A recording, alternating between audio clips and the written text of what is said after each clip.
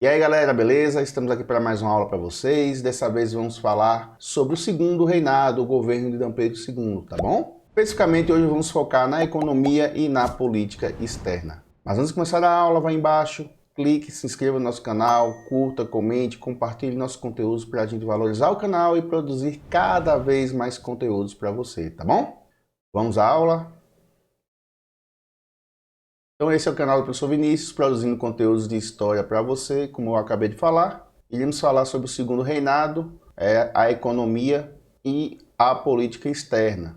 Antes de começar a aula, só para lembrar vocês, o segundo reinado é o período que corresponde ao governo de D. Pedro II, o imperador D. Pedro II, que havia herdado o trono de seu pai, D. Pedro I, que abdicou lá atrás em 1831, tá bom? Então, o segundo reinado, o governo de D. Pedro II, ele tem uma duração de 49 anos, tá? Vai de 1840 a 1889, e por ser um período longo, dividimos esse conteúdo do segundo reinado em duas partes. Hoje falaremos de economia e política externa, semana que vem falaremos sobre sociedade e política interna do Império, tá bom? Então, seguindo com nossa aula, vamos falar da economia. E quando se fala de economia no segundo reinado, não tem para onde correr. É falar de café, tá? O café era o grande produto de exportação do Brasil nessa época. Então, quem está na frente na economia brasileira desse período é a economia cafeeira. Então, o café não é uma planta brasileira, ela surgiu na Etiópia, depois foi comercializada pelos árabes para a Europa.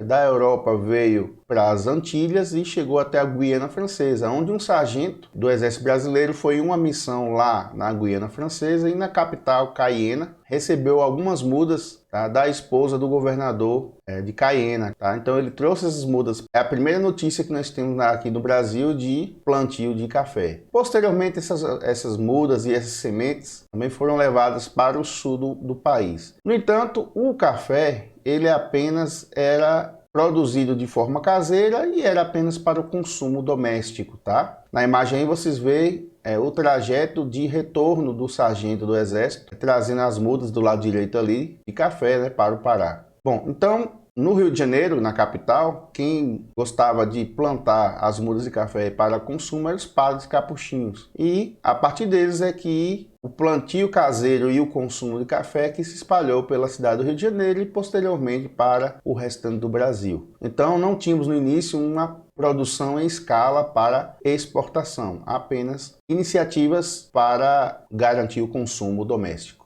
Bom, como foi que o café se expandiu? A atividade mineradora e a atividade do açúcar, estavam em decadência. A mineradora por causa do esgotamento das minas de ouro e diamantes na região de Minas Gerais e a do açúcar devido à concorrência do açúcar das Antilhas. Então, esses antigos mineradores adquiriram terras, se vocês olharem aqui no mapa, no sul de Minas Gerais, no Rio de Janeiro, no sul do Rio de Janeiro, e posteriormente, vocês vão ver isso com o tempo, no oeste de São Paulo. Então vocês veem aqui, até 1840 a produção só era aqui entre Rio de Janeiro e Taubaté, e de 1840 a 1865 se espalhou pelo Vale do Paraíba, a Baixada Fluminense. De 1865 em diante é que o café se expandiu para o oeste de São Paulo. Por que o oeste de São Paulo? Porque o clima era mais temperado, era mais propício ao plantio do café. Além disso, eles tinham uma terra roxa, terra de origem vulcânica, altamente fértil, que aumentou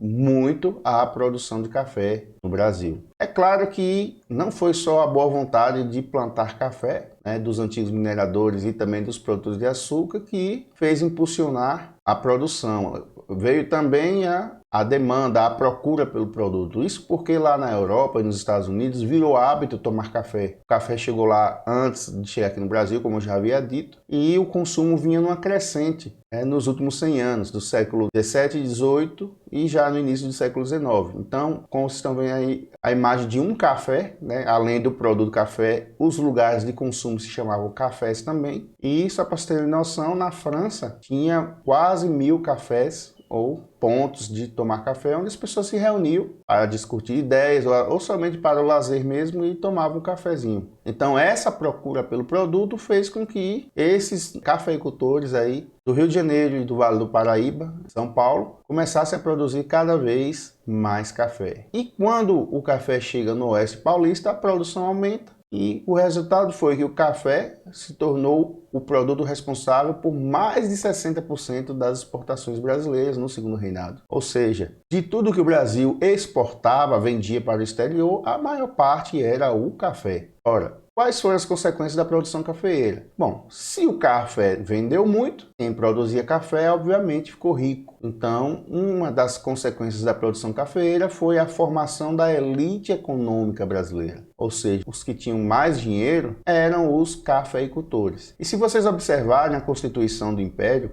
aquela lá de 1823, vocês verão que só votava e só podia ser votado quem tivesse dinheiro e terras. Isso era uma das características dos cafeicultores. Então, eles entraram na política, se candidataram, ocuparam os cargos e formou então também a elite política do Império. Em outras palavras, abaixo do imperador Dom Pedro II, quem mandava no Brasil eram os cafeicultores, por serem ricos e por serem os políticos brasileiros. Outra consequência da produção cafeeira no Brasil foi a construção de ferrovias. Se vocês derem uma olhada aqui no mapa, então o café, como eu disse a vocês, começou aqui no Rio de Janeiro, se expandiu pelo Vale do Paraíba e depois foi para o oeste de São Paulo, onde era mais fértil. Então, no início, o café era transportado daqui do Rio de Janeiro e do Vale do Paraíba para o Porto do Rio de Janeiro, levados em mulas. O resultado é que demorava muito para escoar a produção, então precisava-se de algo mais ágil. E como o café havia migrado para o oeste de São Paulo, ficava mais longe ainda levar essa mercadoria no lombo das mulas até o Rio de Janeiro. O frete encarecia e o produto ficava caro, e o que é caro vende menos. Então, como os cafeicultores agora eram também a elite política, além de financeira do Brasil, eles trataram de aprovar projetos para melhorar a mobilidade das mercadorias. Então, foram construídas ferrovias que ligavam o oeste de São Paulo a um novo porto que era o de Santos. Outra ferrovia posteriormente foi criada para ir também até o Rio de Janeiro. Então, isso acelerou o transporte de café, acelerou as vendas e, por consequência, aumentou o lucro dos produtores de café, porque passaram a vender mais. Outra consequência da produção cafeeira foi a urbanização das cidades. Prestem bem atenção, apesar de o oeste de São Paulo ser no interior, com as ferrovias e a agilidade no transporte, a circulação de pessoas e mercadorias entre o interior, capital São Paulo e litoral Santos era muito mais rápida. Então, esses cafeicultores, eles não ficavam o tempo todo em suas fazendas, porque eles também eram políticos e eles exerciam suas atividades políticas nas cidades, Portanto, eles construíam suas casas nas cidades e queriam cidades confortáveis para morar. Como também eram políticos, aprovavam projetos de urbanização, ou seja, de melhorias urbanas nas cidades. Calçamento, passou a ter calçamento nessa época, passou a ter iluminação pública e passou também a ter os bondes, que transportavam as pessoas de um ponto a outro das grandes cidades. Além disso, o café ajudou na industrialização, principalmente de São Paulo, porque com tanto dinheiro sobrando, tanto excedente, os cafeicultores passaram a investir em outros ramos da economia. E um deles foi a indústria, algo que eu vou falar melhor daqui a pouco, tá bom? Outra consequência da produção cafeeira foi a imigração. Os cafeicultores passaram a patrocinar a vinda de imigrantes, sobretudo italianos, para trabalhar nos cafezais. Isso porque houve a proibição do tráfico de escravos, vou falar sobre isso mais adiante. Então, o número de escravos diminuiu com o tempo, então era necessário complementar essa mão de obra, então ajudando a manter ou aumentar a produção cafeeira. E a última consequência e a mais lógica é que São Paulo passou a ser a província mais rica do país. Isso é óbvio porque se produzia muito café, o café era o maior produto de exportação, então eles vendiam mais, lucravam mais e havia mais dinheiro circulando na província de São Paulo. Por consequência também recebia imigrantes, como eu falei há pouco a vocês, principalmente os italianos, mas também recebia gente de outras regiões do Brasil, como o pessoal do Nordeste que passou a migrar para São Paulo desde então. Continuando a falar sobre a economia, vamos ver outros produtos de exportação do Brasil. O Brasil, além do café, que eu falei a vocês que era entre 60% e 70% das exportações, também tinha a exportação do cacau, como vocês podem ver aqui, fica no sul da Bahia, na região entre Ilhéus e Itabuna, região que ficou muito rica, inclusive inspirando as obras de Jorge Amado. Temos também a exportação do algodão. O Brasil passou a exportar muito algodão porque o maior produtor mundial de algodão na época era os Estados Unidos, mas o país entrou em uma guerra, a Guerra Civil Americana, e parou de produzir. Quem se aproveitou disso foi o Brasil, que aumentou a sua produção de algodão e passou a exportar mais nesse período aí. Também temos a produção da borracha, que é toda essa área azul que vocês estão vendo aqui em cima, que é a região amazônica. A borracha, ela é retirada da seringueira, né, o látex, o líquido é retirado da seringueira, e a procura pelo látex, pela seringa ou a seiva de seringueira foi grande nessa época, porque nessa época aí surgiu a indústria automotiva, né, os carros, que precisam de borracha, né? Vários componentes têm borracha, sobretudo os pneus. Então, o café era o produto majoritário, porém não era o único produto que o Brasil exportava nessa época aí. Vamos falar agora sobre o surto industrial. Surto é uma mudança inesperada, então o surto industrial foi uma mudança que ocorreu no número de indústrias no Brasil, tá? Mas para entender isso, vamos entender por que antes o Brasil tinha poucas indústrias. Quando o Brasil ainda era colônia,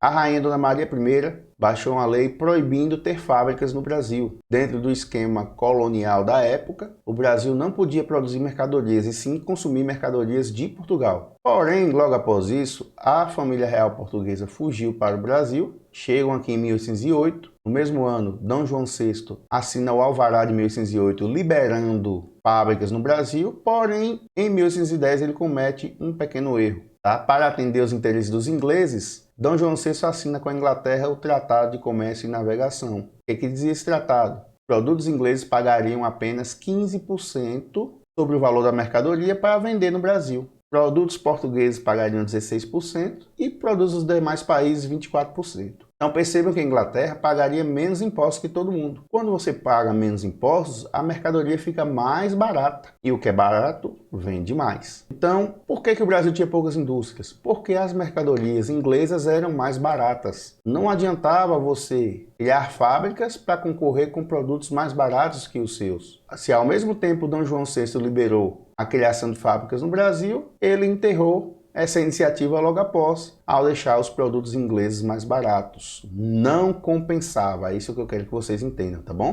Só que esse Tratado de Comércio e Navegação, ele tinha validade de 15 anos, ele vencia em 1825. Nesse ano, o Brasil procura a Inglaterra para a Inglaterra reconhecer a independência do Brasil. Porém, os ingleses dizem, olha, nós vamos reconhecer, mas em troca vocês vão ter que renovar o Tratado de Comércio e Navegação por mais 15 anos. Ou seja, por mais 15 anos os produtos ingleses iam pagar apenas 15% de imposto e a mercadoria deles vai continuar barata. Ou seja, se for por mais 15 anos, esse tratado iria valer até 1840. Então, só para memorizar e respondendo a pergunta, por que antes o Brasil tinha poucas indústrias? Porque entre 1810 e 1840, os produtos ingleses eram mais baratos. Não compensava competir com eles, tá? E aí vem outra pergunta agora. Por que o Brasil passou a ter muitas indústrias? Bom, o primeiro motivo mais óbvio é: acabou o Tratado de Comércio e Navegação. Acabou o acordo que deixava as mercadorias inglesas mais baratas. Em 1840 em diante, esse tratado não valeria mais. E logo na sequência, o ministro da Fazenda Manuel Alves Branco cria a Tarifa Alves Branco, tá? Em 1844, trazendo novas taxas de impostos para os produtos que vinham de fora. Como é que ficou? Imposto de 60% sobre mercadorias iguais às produzidas no Brasil. Então vamos supor, aqui no Brasil tem uma fábrica de sapato. Se vierem sapatos lá da Inglaterra para cá, produtos ingleses, os sapatos ingleses vão pagar 60% de imposto, porque tem um produto similar, tem um produto igual aqui no Brasil que ele vai concorrer. Então veja que se o sapato inglês vai pagar um imposto mais alto, a mercadoria inglesa vai ficar mais cara, então o produto brasileiro vai vender mais, tá? Se o produto que vier de fora não for produzido no Brasil, não tiver fábrica no Brasil, aí ele paga um imposto mais baixo, 30% sobre as mercadorias que não eram produzidas aqui. Então veja que foi uma iniciativa para proteger a iniciativa, as fábricas, a indústria nacional. E deu certo. Tanto é que o número de indústria estourou aqui no Brasil. Porque agora sim compensava ter fábricas, compensava investir em fábricas aqui no Brasil. E o Brasil passou a investir em todos os ramos, mas sobretudo na indústria têxtil, a indústria de tecidos, que também era um dos fortes lá da economia inglesa. tá bom? Outra coisa que ajudou no surto industrial foi o fim do tráfico de escravizados. Ora, a partir do momento em que traficantes escravizados foram proibidos de trazer escravos, de comprar escravos, então essa grana que ele tinha que investir em uma outra área para continuar ganhando dinheiro. E uma parcela desses traficantes escravizados passou a investir em fábricas aqui no Brasil. E, por fim, o financiamento do café. Com tanto dinheiro em mãos, como eu havia dito há pouco, muitos cafeicultores passaram a investir em indústria para diversificar seus ganhos, diversificar seus investimentos. Então, vejam, imposto mais alto sobre os produtos que vêm de fora, produtos brasileiros mais baratos, compensa ter fábricas, investimento do tráfico de escravos, investimento do café, não tinha como dar outro. O número de fábricas no Brasil cresceu muito no Segundo Império, sobretudo sob a iniciativa do Barão de Mauá, que foi um grande industrial brasileiro também nessa época, viu? A se destacar o nome dele. Bom, vamos falar agora um pouquinho da política externa brasileira, sobretudo as relações do Brasil com a Inglaterra. Bom, a política externa brasileira nesse segundo reinado ficou marcada por dois fatos com a Inglaterra. Primeiro, a Lei Bill-Aberdeen. Essa lei foi pedida pelo então ministro aí das Relações Exteriores inglesas, George Hamilton Gordon. Tá? Ele solicitou ao parlamento inglês que aprovasse a Lei Bill-Aberdeen. Dizia especificamente o seguinte: a marinha inglesa teria poder de vigiar os mares, prender os navios negreiros que estavam trazendo escravos da África, sobretudo para o Brasil, confiscar esses navios, prender os tripulantes e libertar os escravizados. Aí você pergunta, mas por que a Inglaterra teve essa iniciativa de combater a escravidão? Muito simples. Escravo não recebe salário, escravo trabalha forçado. A Inglaterra tinha uma indústria forte, precisava vender. Então, era muito mais interessante para a Inglaterra que a mão de obra escrava fosse substituída pela mão de obra assalariada. Porque trabalhadores assalariados recebem salário, têm dinheiro para consumir mercadorias. Tá? E isso ajuda a vender as mercadorias inglesas. O combate à escravidão da Inglaterra não foi bondade, e sim interesse dos ingleses que queriam consumidores para suas mercadorias, tá bom? Então, como o Brasil vinha enrolando, vinha relutando em acabar com o tráfico de escravos, porque a mão de obra nas suas lavouras era essencialmente escravizados, então a Inglaterra forçou a barra e começou a confiscar os navios brasileiros que traziam escravos da África para cá. Outra relação conflituosa entre o Brasil e a Inglaterra nesse período foi a questão Christie. A questão Christie recebe esse nome por causa do embaixador inglês aqui no Brasil chamado William Christie. O que aconteceu? Um navio inglês afundou na costa brasileira e a mercadoria desse navio foi saqueada pelos brasileiros. Então, o embaixador da Inglaterra, William Christie, ele exigiu que o governo brasileiro pagasse o valor da mercadoria perdido, o que depois foi prontamente aceito pelo governo brasileiro. Outro fato que aconteceu logo na sequência foi que 3 marinheiros ingleses que estavam no Rio de Janeiro saíram para beber e, embriagados, provocaram arruaça, confusão no Rio de Janeiro e foram presos. Novamente, o embaixador William Christie exige a libertação dos marinheiros e ainda exige que houvesse punição às pessoas que prenderam os marinheiros, aos policiais que prenderam os marinheiros. Dom Pedro II, ele aceita libertar os marinheiros, porém ele não pune os policiais, porque considerou a atitude deles correta, uma vez que o erro era dos marinheiros. O William Christie, o embaixador, não gostou e ainda exigiu que o Brasil assim mesmo punisse policiais que prenderam os marinheiros ingleses. A questão foi levada para a arbitragem do rei da Bélgica, Leopoldo, que decidiu a questão em favor do Brasil, porque considerou que a atitude tanto das autoridades brasileiras quanto do imperador correta, tá? E ainda pediu que a Inglaterra devesse desculpas ao Brasil. Bom, a Inglaterra não pediu desculpas e ficou por isso mesmo. Afinal, era a maior potência do mundo e o Brasil não ia enfrentar a Inglaterra por causa de um pedido de desculpas, né? De qualquer sorte, as relações entre Brasil e Inglaterra ficaram estremecidas e foram totalmente rompidas, né? O Brasil deixou de ter relações diplomáticas com a Inglaterra em 1863, apesar que continuou mantendo as relações econômicas, as vendas, né? Porém, a Inglaterra logo procurou se reconciliar com o Brasil devido à Guerra do Paraguai. O Paraguai estava se tornando uma potência aqui na América do Sul tinha uma economia autossuficiente, não precisava da Inglaterra, não dependia da Inglaterra para nada. Isso incomodava a Inglaterra,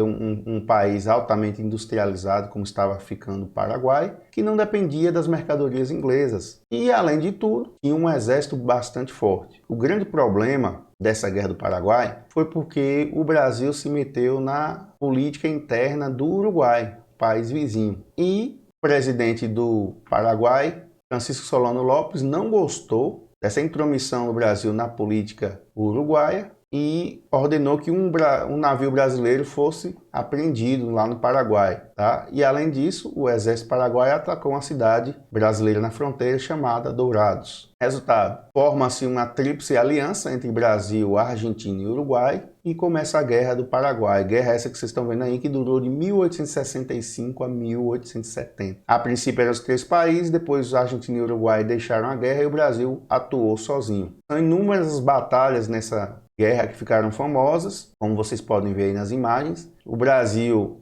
foi bem nas batalhas com a Marinha. No início, com o Exército, perdeu algumas batalhas, mas logo passou a vencer também e derrotou o Paraguai. Só que essa guerra trouxe um prejuízo enorme para todo mundo, porque uma guerra é cara, mas sobretudo para o Paraguai, que teve sua população exterminada. Vejam que de 400 mil mortos na guerra, muito mais do que a metade foram mortos do Paraguai. O Paraguai teve sua população reduzida significativamente. Praticamente restou no país idosos, mulheres e crianças. A população masculina foi dizimada. E a economia paraguaia foi aniquilada. Acabaram-se com as indústrias, tornando o país muito pobre a partir de então.